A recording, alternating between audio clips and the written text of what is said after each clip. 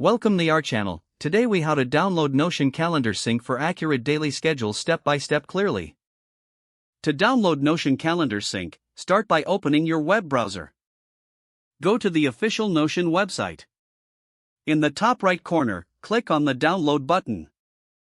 Select the version suitable for your operating system. Once the download is complete, locate the downloaded file on your computer. Double-click the file to begin the installation process. Follow the on-screen instructions to install the app. After installation, open the Notion app.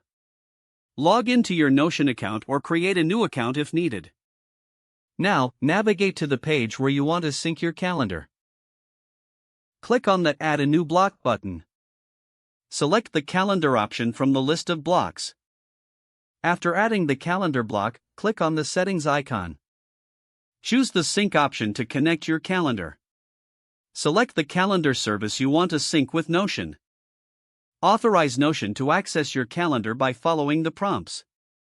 Once authorized, customize your sync settings as needed. Now, you will see your calendar events integrated into your Notion calendar.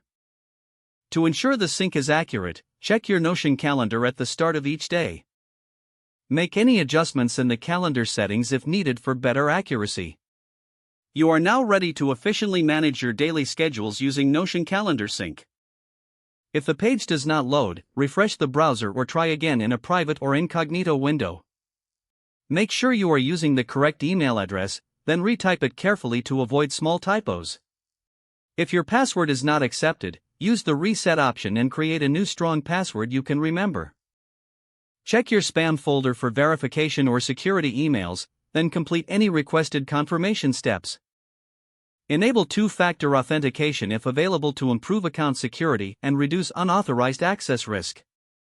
After signing in, review your profile details so your contact information and settings are accurate and current. If you see an error message, note it down and try again after restarting your device and internet connection. Don't forget to like this video and subscribe to our channel for more step-by-step tech guides.